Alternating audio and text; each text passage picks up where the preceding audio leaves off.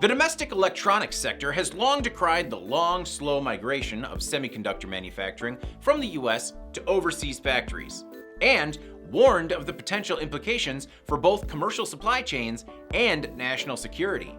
But just in case policymakers weren't completely convinced by pleas from some of the world's leading technology giants, a global pandemic stepped in to make them pay attention. As COVID-19 swept around the globe last winter and spring, automakers were forced to idle their plants just as millions of newly homebound workers began depending on electronics to keep them connected. Semiconductor makers, naturally, diverted wafers and chips originally intended for vehicles to other, more in-demand sectors.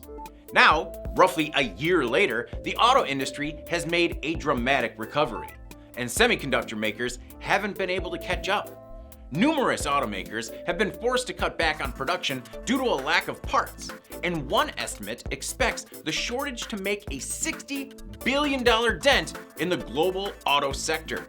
The Semiconductor Industry Association, a trade group representing nearly all of the nation's semiconductor industry, including Intel, IBM, and Texas Instruments, says, quote, bold action is needed to address the challenges facing the sector, and that the US's leadership in tech is at risk. In a letter to the Biden administration, the group called for substantial financial incentives for semiconductor manufacturing to be included in forthcoming economic recovery and infrastructure plans. Congress approved subsidies for semiconductor manufacturing and research last year, but lawmakers have yet to determine how much funding should be allocated. The White House on Thursday promised to help address the shortage, likely in the form of an executive order.